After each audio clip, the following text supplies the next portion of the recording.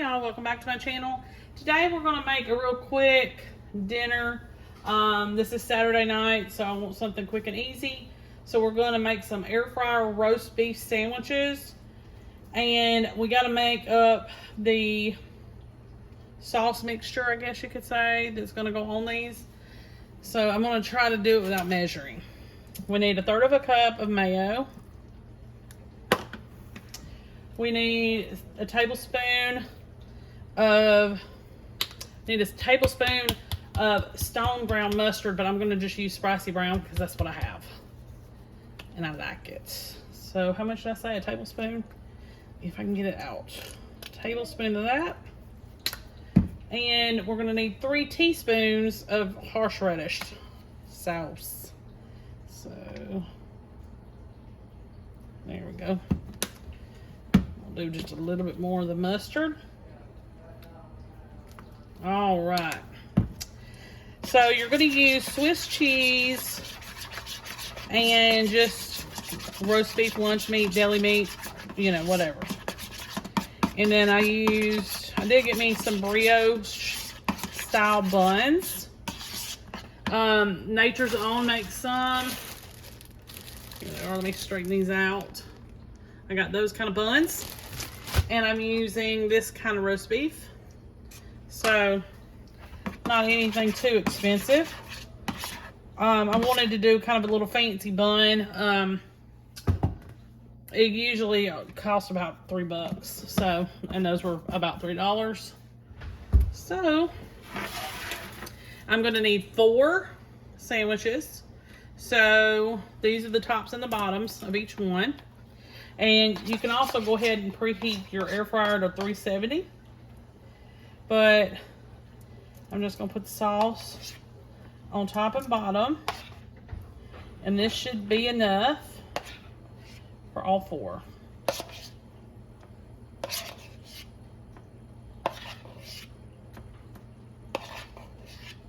So you're going to put it on top and bottom bun. Then we're going to put a slice of cheese on each one of these. All right. And then I just got some sliced Swiss. Nothing fancy. So I'm going to put this on the bottom part of the bun. Okay. And we're going to use 3 or 4 pieces of the roast beef and put those on. Okay, y'all, so I went ahead and placed the roast beef on each sandwich. It's about 4 or 5 slices. Of course, you can put another slice of cheese if you want to on this. I think I'm going to go ahead and do that on all but one. My husband don't like all the extra. So we'll do all but one. And you're going to put this in your air fryer, 370 degrees for 4 to 6 minutes. You want the cheese melted and the meat warm. If these top buns get to where they're getting a little bit too toasty, you need to pull those out. Okay, I'll see you back here in a few. Okay, y'all, so this is the finished product. My top bun was starting to get golden way too soon, too fast, so I went ahead and removed those. I did let it toast it, but I had to take it out. Didn't take long at all, 4 to 7 minutes max, and we paired it with some chips. Make sure you like and subscribe. I'll see you next time. Y'all, welcome back to my channel. So today we're going to make a sheet pan meal. This is just sheet pan beef and broccoli. So it's going to be pretty simple. But we got to make a marinade first. So we're going to do that real quick here and go ahead and get our meat ready. I've already got my meat chopped up. You need 1 1/4 pounds of flank steak. And all I got to do is get this together and I can get it soaking. You're going to have to do that for up to an hour before you cook it. Okay, so there's 3 tablespoons of brown sugar and a little bit of salt. You can use kosher. I'm just going to use light salt because I have high blood pressure. So a little bit of pepper, some garlic,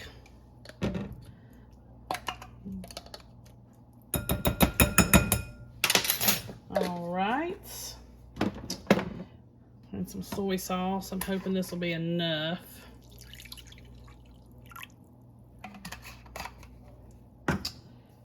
Some honey. We're gonna need about a tablespoon of honey. Okay. It's just starting to sugar, so I got that just in time. We're gonna need some sesame oil. I keep this on hand in my fridge. Well, I need a teaspoon of that. And a couple tablespoons of apple cider vinegar, because you need an acid in this. All right. Now we're going to put some ground ginger. You're only going to need about a teaspoon or so. I'm going to try to just, it's going to eyeball it, but might better not. So a teaspoon of that. And I'm going to put a pinch of red pepper flakes in this.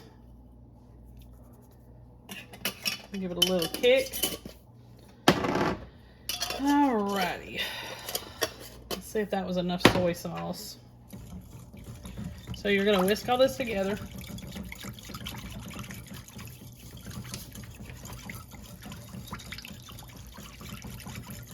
Okay.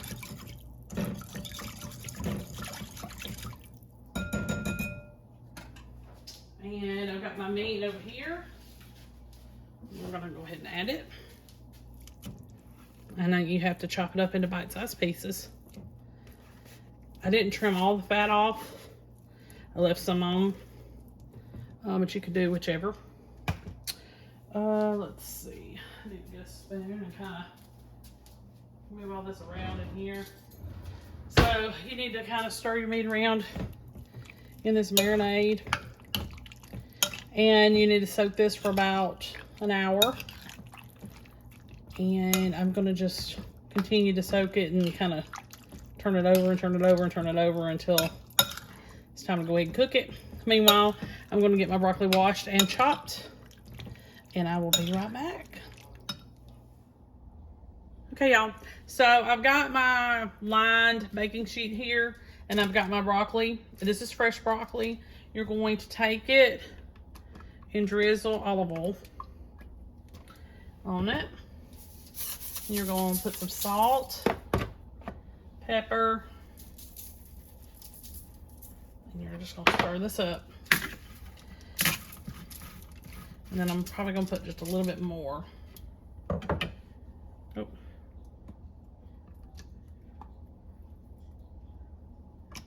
Oops. Just want to make sure I have enough. All right. Then you're going to take your steak, and remember, you have to keep your marinade, so don't pour that out. And you're just gonna take a slotted spoon and then just put your meat in amongst your broccoli. And you're gonna reserve your marinade, don't forget.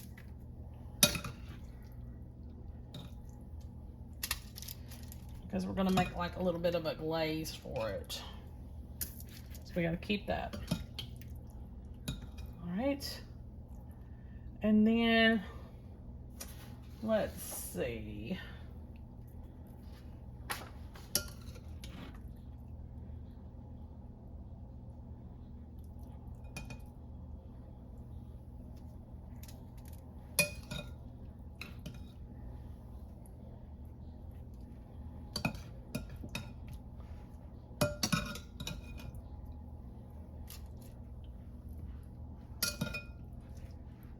You don't have much marinade either, so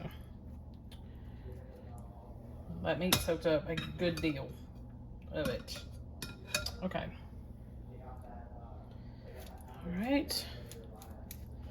All right, we're gonna bake this 425 degree oven for about 10 minutes, but you're trying to get this steak done. And I always like undercook mine just a little bit because I don't like it completely, you know, hard as a rock. So about 10 minutes or so, The temperature needs to be about 145 degrees. 425 degree oven for about 10 minutes.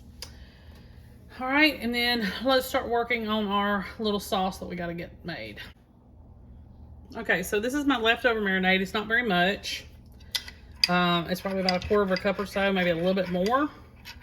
And I put a tablespoon of cornstarch and a tablespoon of water in this little small bowl. And this is your slurry. This is what you're going to add to this to thicken it. Okay, you need to bring this to a boil. And then you can add your slurry to it, and that'll thicken it up. So I'm going to do that real quick off camera. And then when we do our next step, I'll be right back with you. Okay, y'all, so this is the finished product. I garnished with some sesame seeds and some green onions. It shouldn't take long for your glaze to thicken.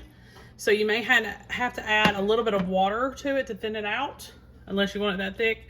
And then I went, after I got it ready, and I just went ahead and mixed it with the meat in the broccoli. So it could add a little bit extra flavor. And you don't have to do that, but that's something that I did. Make sure you like and subscribe. I'll see you next time.